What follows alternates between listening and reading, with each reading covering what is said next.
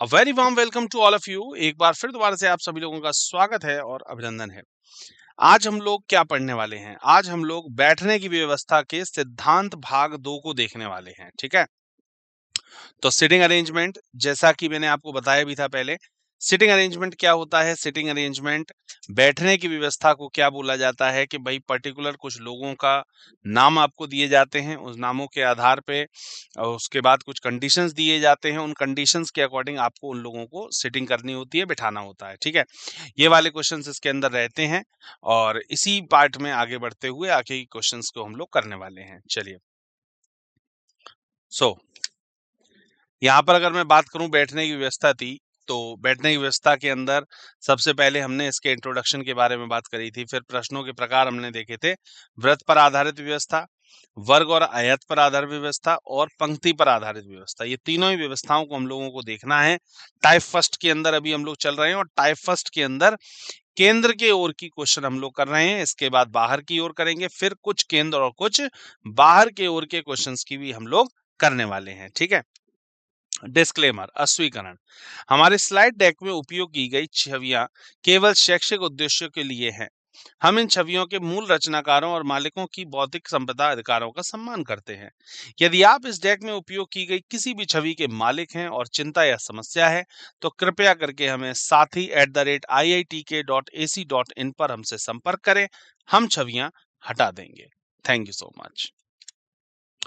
So centre facing की अगर मैं बात करूं तो यहाँ पर सेंटर फेसिंग हम लोगों ने लास्ट टाइम समझा भी था, फिर दोबारा से एक बार देख लेते हैं। घड़ी की दिशा में अगर देखा जाए तो लेफ्ट मूवमेंट किधर होता है, राइट मूवमेंट किधर होता है, ठीक है? लेफ्ट मूवमेंट इधर की तरफ हो गया और राइट मूवमेंट इस तरफ हो गया, ठीक है? लेफ्ट मूवमेंट इस तरफ हो गया। यही सेम स्क्वायर के अंदर कहानी रहती है। स्क्वायर के अंदर भी मूवमेंट जो होता है, जैसे अगर मान लीजिए कोई इनसाइड फेस करके बैठा है तो लेफ्ट इस तरफ हो गया मूवमेंट और राइट आपका इस तरफ मूवमेंट हो गया, ठीक है? ये आपको ध्यान रखना है। घड़ी की दिशा की गति में बाईं ओर की गति और घड़ी की विपरीत दिशा में गति दाएं ओर की गति, ठीक है? चलिए, आइए बात करते हैं outside the facing centre. Outside अगर कोई फेस करा हुआ है तो उसका राइट इस तरफ है और लेफ्ट जो है वो इसका इस तरफ है, ठीक है जी? स्क्वायर के अंदर अगर कोई आउटसाइड फेस करा हुआ है तो राइट इस तरफ है और लेफ्ट आपका जी इस तरफ है, ठीक है? तो ध्यान रखिएगा, इनसाइड और आउटसाइड के फेसेस का बहुत ज्यादा ध्यान रखिए। जो की फीचर्स हैं उनका बहुत ज्यादा ध्यान रखिए। तीन ही की फीचर्स मैंने आपको बताए हैं। पहला की फीचर फिर से रिपीट कर दे रहा हूं, पहला की फीचर इनसाइड आउटसाइड, फेस किस तरफ है, क्योंकि फेस अगर बदलेगा तो राइट और लेफ्ट भी चेंज होगा, ठीक है? दूसरा की फैक्टर था, दूसरा की फीचर है वो हमारा क्या है याद रखने वाला, things two point two remember वाला। वो दूसरा क्या है कि अगर स्टेटमेंट को वन से एंड से जोड़ा जा रहा है या बट से जोड़ा गया है तो बात होगी फर्स्ट पर्सन के लिए, और हु से जोड़ा गया है तो बात होगी सेकंड पर्सन के लिए, ठीक है? तो ये जो पॉइंट्स हैं इनको ध्यान में रखते हुए तब आपको क्वेश्चंस को सॉल्व करना है, ठीक है? चलिए, आगे बढ़ते हैं। इसके अंदर इनसाइड और आउटसाइड आते हैं ऑल्टरनेट के अंदर। ऑल्टरनेट का मतलब एक छोड़ करके, एक आदमी अंदर होगा तुरंत अगला वाला जो होगा वो बाहर की तरफ, फिर अंदर फिर बाहर फिर अंदर फिर बाहर, इसी सीक्वेंस में बैठते हुए जा रहे थे। तो सर्कल का तो ये हो गया और स्क्वायर के लिए ये हो गया। इस आकृति में चार व्यक्ति हैं जो बाहर की ओर मुख करके चारों कोनों पर बैठे हैं। जो व्यक्ति वर्ग की एक भुजा के मध्य बैठे हैं उनका मुख अंदर की ओर है। ये साफ यहाँ पर बताया गया था, साफ तौर पे यहाँ पर समझाया गया था। ये चीज आप लोग ऑलरेडी देख चुके हैं, ठीक है? चलिए, अब आते हैं अपने तीसरे नंबर क्वेश्चन पे, 3 से लेकर के 5 वाला। ये 3 से 5 का मतलब क्या है? केंद्र की ओर का क्वेश्चन है, पहले तो ये समझ लीजिए, सर्कल बेस्ड है, केंद्र की ओर का क्वेश्चन है। 3 से 5 का मतलब ये हो गया कि ये एक स्टेटमेंट जो है, जैसे जे से लेकर के और ये जितना ये जो स्टेटमेंट है, ये पूरा स्टेटमेंट एक ही स्टेटमेंट तीनों क्वेश्चंस पर काम करेगा। इसका मतलब ये हुआ कि आपको सिर्फ क्वेश्चन को एक बार सॉल्व कर लेना है और सॉल्व करने के बाद में उसी से रिलेटेड 3 क्वेश्चंस आपसे अलग-अलग पूछे जाएंगे। तो ये 3 अलग-अलग बार आपको क्वेश्चन सॉल्व करने की नीड नहीं है। क्या तीसरा क्वेश्चन आपने पढ़ा तब उसको सॉल्व किया, फिर चौथा क्वेश्चन पढ़ा फिर उसको सॉल्व किया, पांचवा क्वेश्चन पढ़ा फिर उसको सॉल्व किया। ये इंडिविजुअल 3 क्वेश्चन नहीं है। ये एक ही आपको निर्देश दिए गए हैं, एक ही स्टेटमेंट्स आपको दिए गए हैं, बस उसी से आपको डायग्राम बना लेना है और एक ही डायग्राम तीनों के ऊपर फॉलो होगा। चाहे फिर वो तीसरा क्वेश्चन हो, चाहे वो चौथा क्वेश्चन हो, चाहे वो पांचवा क्वेश्चन हो, बस डायग्राम सब पर एक काम करेगा, लेकिन क्वेश्चंस तीनों के अंदर अलग-अलग हैं। जैसे इसके अंदर पूछ लिया कि निम्नलिखित में से ओ का निकटतम पड़ोसी कौन है? दूसरा क्वेश्चन आएगा, उसके अंदर पूछ लेगा कि इसके सामने कौन बैठा है? तीसरा क्वेश्चन आएगा, इसके थर्ड लेफ्ट में कौन बैठा है? क्वेश्चन कुछ भी हो सकता है। मैंने आपको प्रीवियसली भी ये चीज बताई है कि क्वेश्चंस कुछ भी हो सकते हैं, आपको सवाल के पीछे नहीं भागना है। हम लोग भागते हैं, पता है, एक सबसे बड़ी जो कह सकते हैं कि हमारे अंदर कमी है, वो ये है कि हम सवालों के पीछे भागते हैं। हम कभी भी कॉन्सेप्ट के पीछे नहीं भागते कि कॉन्सेप्ट क्या है। देखिए, अगर आप उसका कॉन्सेप्ट समझ जाएंगे कि ये क्वेश्चन इस तरीके से किया जा रहा है, तो उससे रिलेटेड अगर उससे 10 क्या उसके 100 सवाल भी अगर मैं आपको दे दूंगा, तो आप 100 के 100 क्वेश्चन को कर पाएंगे। लेकिन हमारे अंदर एक कमी रहती है, हम क्या करते हैं, हम भागते हैं क्वेश्चंस के पीछे। क्वेश्चंस के पीछे कभी मत भागिए, आप कॉन्सेप्ट के पीछे भागिए। कॉन्सेप्ट क्या कह रहा है, इस बात पर बात करिए। कॉन्सेप्ट समझना बहुत ज्यादा जरूरी है कि ये ऐसे किया जा रहा है, तो ये क्यों किया जा रहा है। अब जो भी क्वेश्चन मैं आपके सामने सॉल्व करता हूं, उसको आप ये देखिए कि मैं किस तरीके से क्वेश्चन को सॉल्व कर रहा हूं, मैं कौन कौन से पॉइंट्स को कब पिक कर रहा हूं। इसके अंदर जो की फैक्टर्स अभी मैं आपको बता रहा था, उसमें एक तीसरा की फैक्टर ये भी ऐड कर लीजिएगा, ये भी है कि कब कौन सा पॉइंट पिक करना है, पिकअप पॉइंट। मान लीजिए पहला पॉइंट पहले आपके काम का निकला, अब दूसरा पॉइंट आपके उस टाइम पर किसी काम का नहीं है, फिर उसके बाद आपको तीसरा पॉइंट काम का लग रहा है, तो आप तीसरा पॉइंट उठाइए, तीसरा पॉइंट पिक करिए। देखिए, सिटिंग अरेंजमेंट के अंदर ये कोई नहीं कह गया कि आपको पहले पॉइंट से ही शुरुआत करनी है। आप किसी भी पॉइंट से शुरुआत करिए क्वेश्चन को करने की। फर्स्ट पर्सन आपके अकॉर्डिंग बैठेगा, ये मैं पहले भी आपको बता चुका हूं। पहला आदमी आपके हिसाब से, बाकी जितने हैं वो सारे क्वेश्चन के हिसाब से। पहली चीज तो ये। और दूसरी चीज जो मैं आपको अभी जो बता रहा था, वो क्या है, कब कौन सा पॉइंट पिक करना है, ये कला आपके अंदर आनी चाहिए। इसके अंदर ये नहीं है कि आपको मैंने बोल दिया फर्स्ट पॉइंट की फर्स्ट लाइन से स्टार्ट नहीं करनी है, तो वहीं से करनी है। क्वेश्चन को पढ़ने के बाद आपको ये डिसाइड करना है कि आपके कब कौन सा पॉइंट काम का है। हो सकता है क्वेश्चन को करने की जब मैं शुरुआत कर रहा हूं, तो मेरा पहला और दूसरा पॉइंट किसी काम का नहीं है। हो सकता है उस क्वेश्चन का जो आखिरी पॉइंट है, वो मेरे उस टाइम पर सबसे ज्यादा काम का है, तो मैं आखिरी पॉइंट से शुरुआत कर सकता हूं। तो क्वेश्चन के अंदर आप किसी भी पॉइंट से शुरुआत कर सकते हैं, ये आपके ऊपर डिपेंड करता है। ठीक है, आइए क्वेश्चन के ऊपर बात करते हैं। क्या बोल रहा था कि JKLMNOPQ 1 2 3 4 5 6 7 8 8 लोग हैं, एक गोल मेज के चारों ओर केंद्र की ओर मुख करके बैठे हैं, लेकिन जरूरी नहीं कि इसी क्रम में हो। ठीक है, मतलब सेम सीक्वेंस में हो ऐसा कोई जरूरी नहीं है, लेकिन ये इतने लोग बैठे हुए हैं, ये बात बिल्कुल कंफर्म है। ठीक है, अब ये इसके 3 पॉइंट्स आपको दिए हुए थे, पहला, दूसरा, तीसरा पॉइंट। ठीक है, निम्नलिखित में कौन ओ का निकटतम पड़ोसी। एक बार थोड़ा सा एनालिसिस करिए क्वेश्चन को, फिर इसके ऊपर डिस्कस करते हैं। ठीक है, हाँ, क्वेश्चन को एनालिसिस करना बहुत जरूरी है कि क्वेश्चन एग्जैक्टली पूछना क्या चाह रहा है, क्वेश्चन को सॉल्व किस तरीके से किया जाए।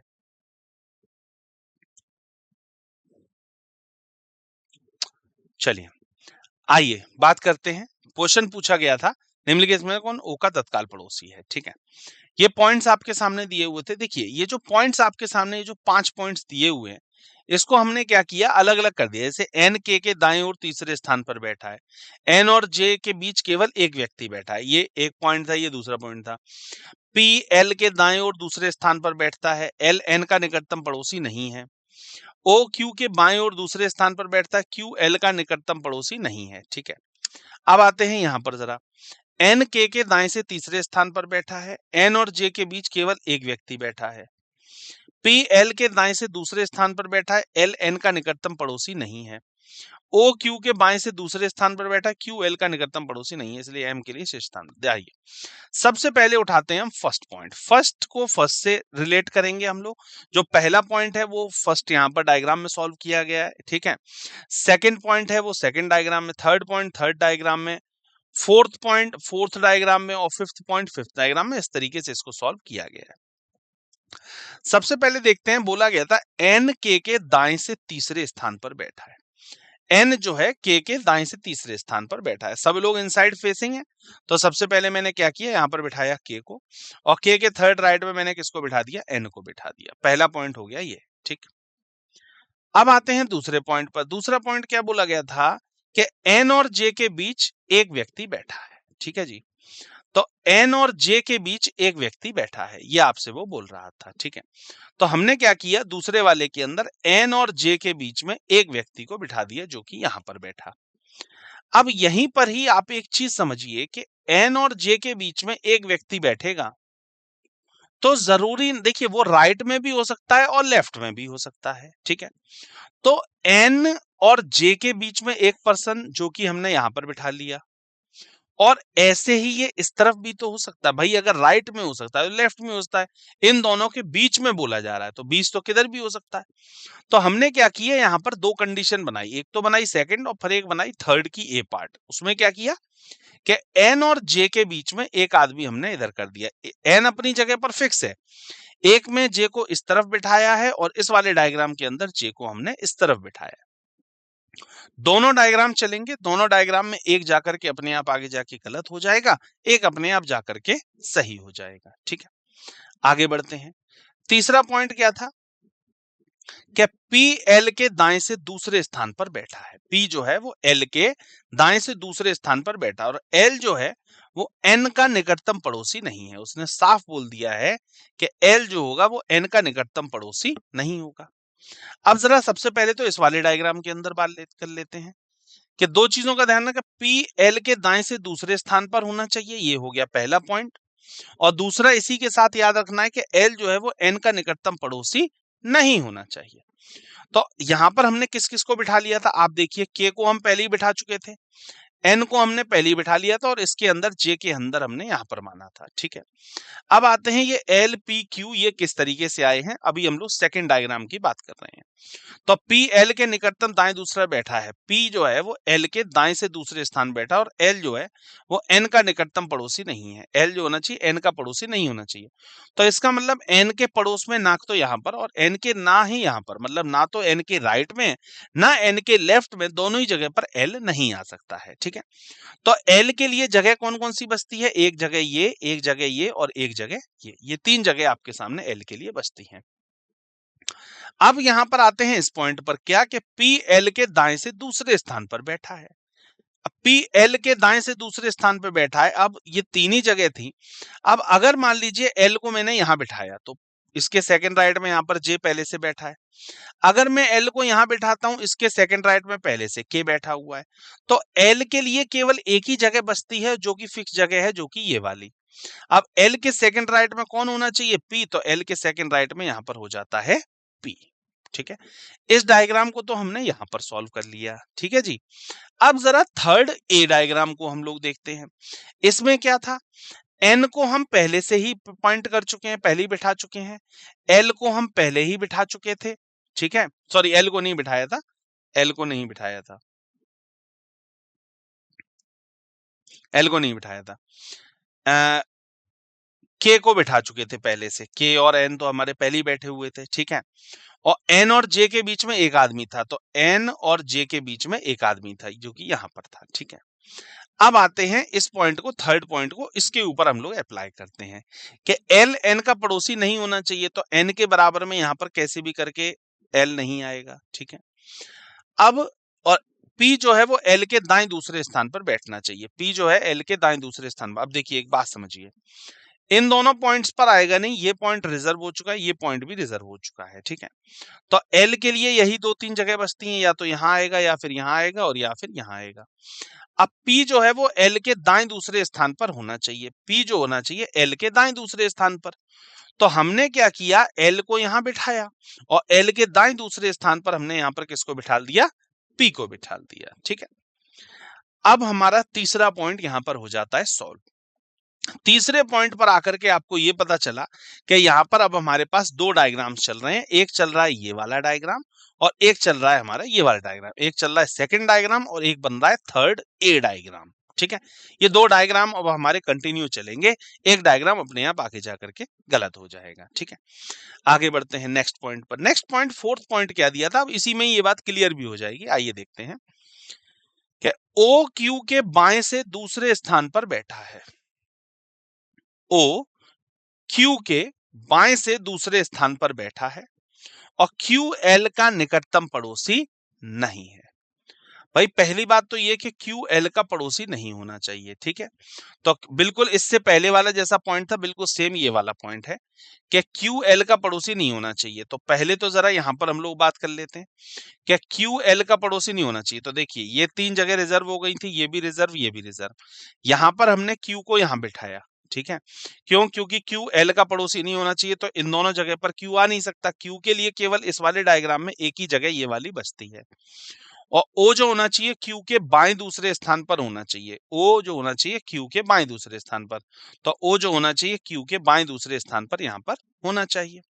तो इस वाले डायग्राम में तो यहां पर ये चल जाएगा, क्यू यहां पर, ओ यहां पर, और इस तरीके से ये चीज बन गई।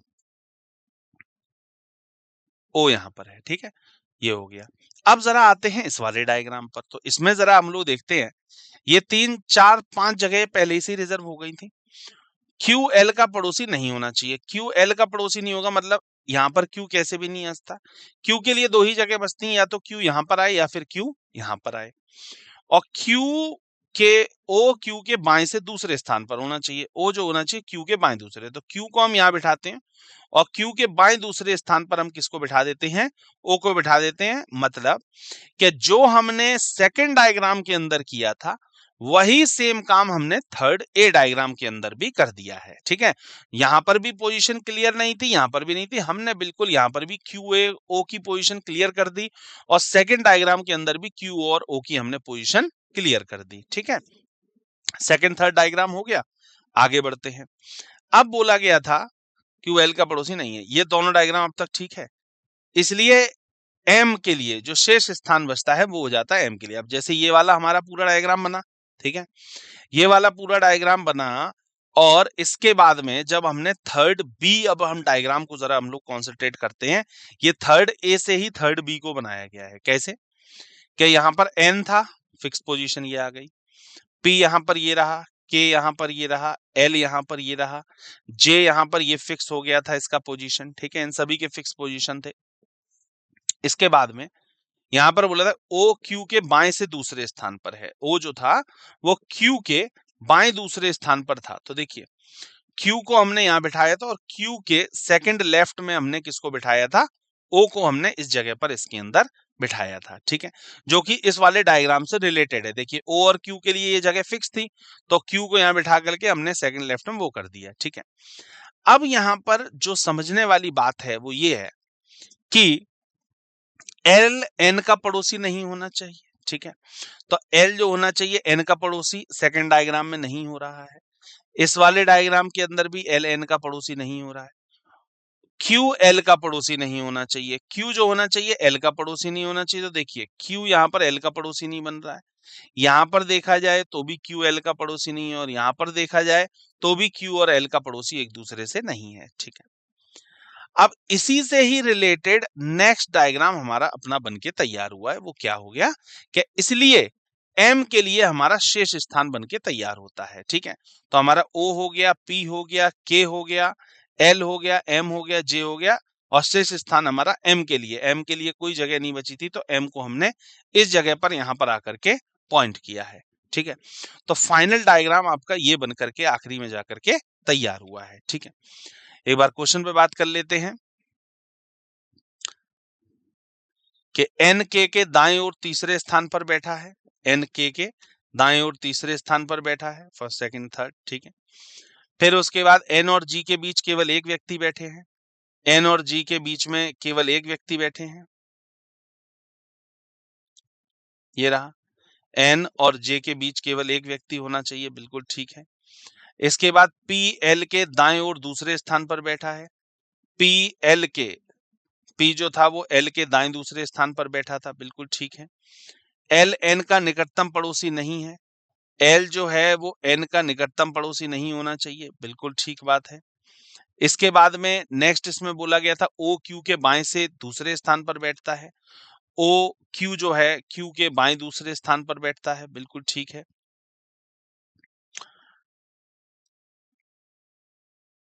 इसके बाद में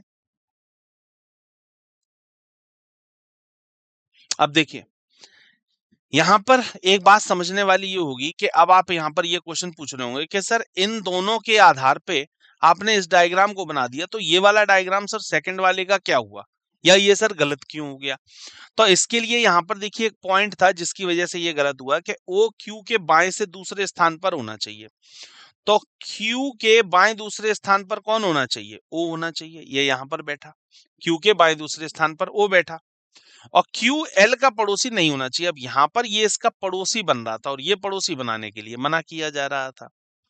और एक कंडीशन, और एल के लिए ये जगह फिक्स है क्योंकि एल एन का पड़ोसी नहीं होना चाहिए।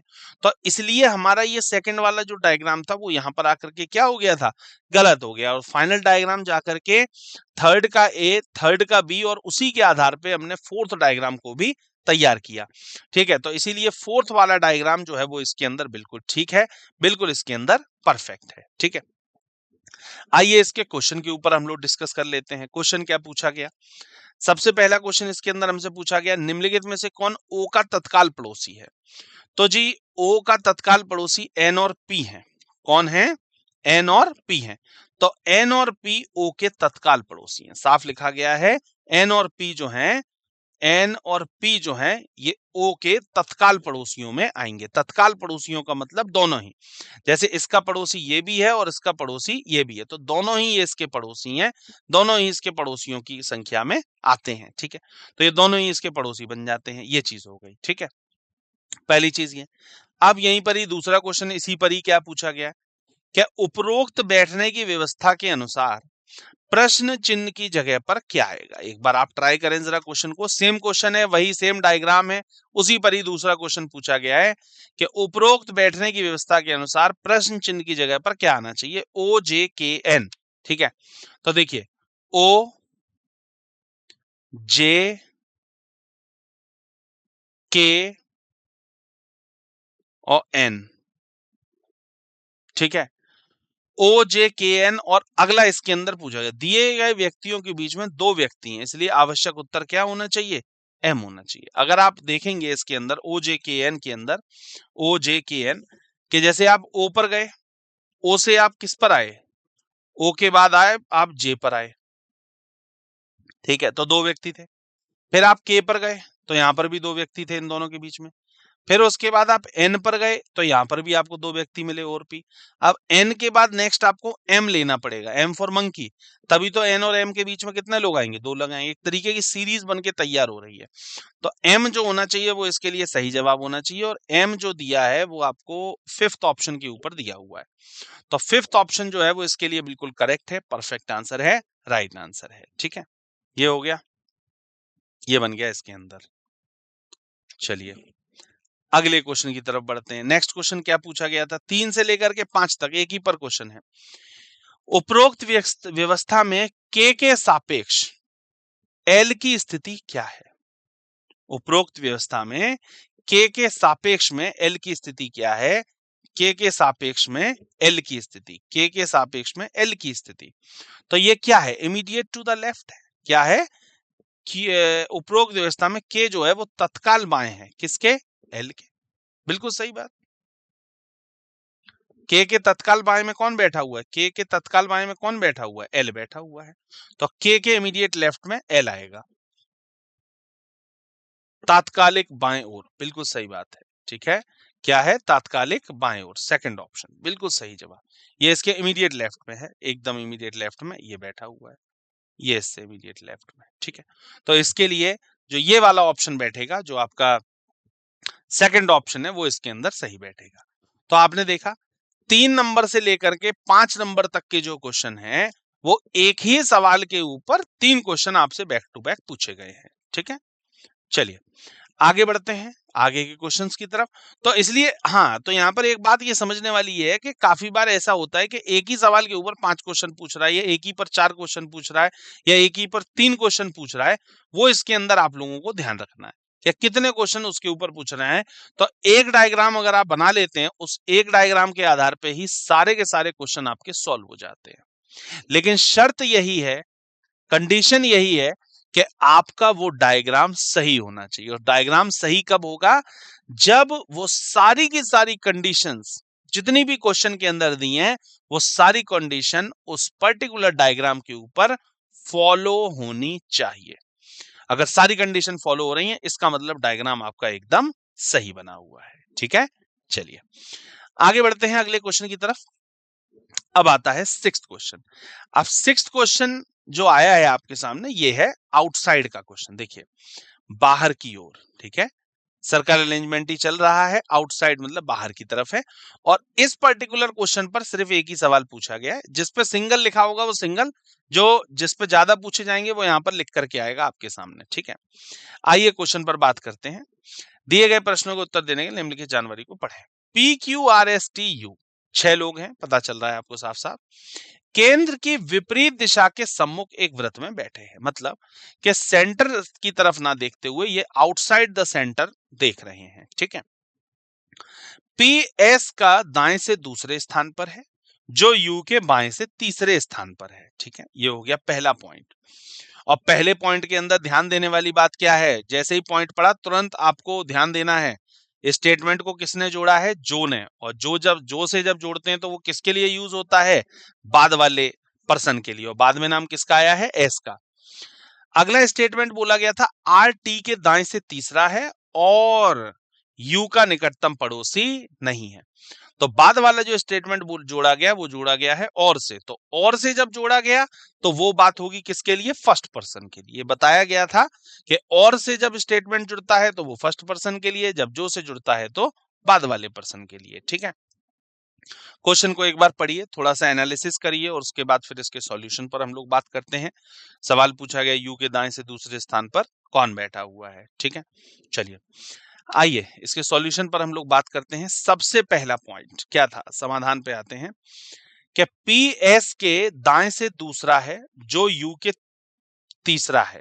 ठीक है, तो PS के दाएं से दूसरा है और जो कि U से बाएं से तीसरा है। तो देखिए P जो होगा ये आउटसाइड है, ध्यान रखिएगा, S के दाएं से दूसरे स्थान पर बैठा है। तो सबसे पहले हम किसको बिठाएंगे? S को। S के दाएं दूसरे पर कौन हो गया? P हो गया। जो किससे जोड़ा गया? जो से। तो मतलब जो के बाद वाला स्टेटमेंट है, ये किसके लिए बोला जा रहा है? बाद वाले पर्सन के लिए। बाद में नाम किसका आया है? एस का। तो एस जो है वो यू के बाएं तीसरा होगा। तो एस जो होगा वो यू के बाएं तीसरा होगा। तो एस जो होगा वो यू के बाएं तीसरा हो गया। और बाएं तीसरे का मैंने आपको बताया था कि अगर किसी सर्कल में 6 लोग बैठे हैं, थर्ड टू द लेफ्ट या थर्ड टू द राइट की बात हो रही है, इसका मतलब वो पर्सन आमने सामने है। किसी सर्कल में 8 लोग बैठे हैं, 4 to the left 4 to the right की बात हो रही है, इसका मतलब वो पर्सन आमने सामने है। तो ये चीज हो गया आमने सामने, पहला पॉइंट सॉल्व हो गया। सेकंड पर आते हैं। आर टी के दाएं से तीसरे स्थान पर है। आर जो है वो टी के दाएं तीसरे पर है। फिर दोबारा देखिए, जो अभी मैंने स्टेटमेंट बोला वही उसी चीज का यूज फिर दोबारा से आ गया कि आर टी के दाएं तीसरे स्थान पर है। इसका मतलब ये आर और टी कहीं ना कहीं आमने सामने बैठेंगे। तो हमारा यहाँ पर एस तो पहले आ ही चुका है, पी पहले आ ही चुका है, यू पहले आ ही चुका है। अब आर टी पर बात करते हैं। तो आमने सामने के लिए आपके पास केवल यही जगह खाली है और कोई जगह हमारे पास बची नहीं है। तो हमने यहाँ पर क्या किया? आर टी और यहाँ पर क्या कर दिया? T R. अब ये इस तरीके से क्यों लिखा गया?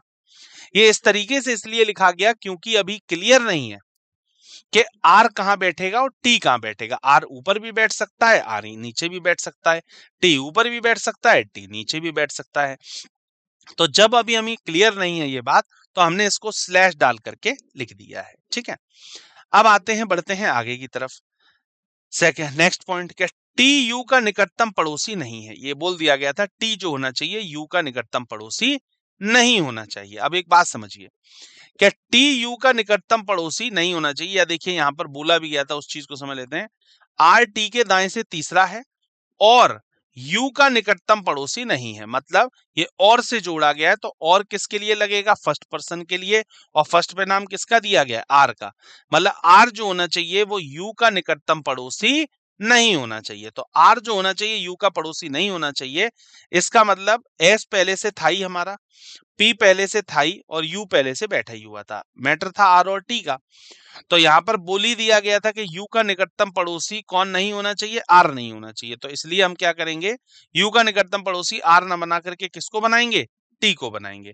जब यू का निकटतम पड़ोसी टी जब यहाँ बैठ जाएगा तो इसके सामने आर यहाँ बैठ जाएगा। ठीक है, बिल्कुल सही। आगे बढ़ते हैं। इसलिए शेष स्थान क्यू के लिए। अब इन सभी के अंदर लास्ट क्या बचता है, एस भी आ गया, आर भी आ गया, पी भी आ गया, यू भी बैठ गया, टी भी बैठ गया, बचा क्या, क्यू। तो जो प्लेस बचा वो हमारा हो जाएगा क्यू के लिए। ठीक है, तो फोर्थ पॉइंट के अकॉर्डिंग क्लियर हो रहा है कि लास्ट जो हमारे लिए बच रहा है वो फोर्थ पॉइंट हमारा क्यू के लिए बच रहा है। ठीक है, तो इस तरीके से हमने यहां पर इस चीज को बिठा दिया है। ठीक है, तो ये हो गया। बस अब इस पर जो भी क्वेश्चन पूछा गया है वो बता देंगे। अब देखिए, ये जितनी भी कंडीशन थी वो सारी की सारी कंडीशन इसके ऊपर फॉलो हो रही थी। ठीक है, बस ये कंडीशन इसके ऊपर फॉलो होने चाहिए। मेन जो चीज है वो ये है, ये सारी कंडीशन इसके ऊपर फॉलो होनी चाहिए, इस फाइनल डायग्राम के ऊपर। ये जो फाइनल डायग्राम है इसके ऊपर ये चीज फॉलो होनी चाहिए। ठीक है, तो अगर ये फॉलो इसके ऊपर हो रही है इसका मतलब हमारा ये बिल्कुल सही बना हुआ है।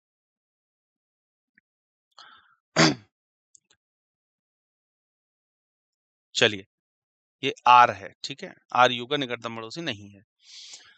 चलिए, ये हो गया।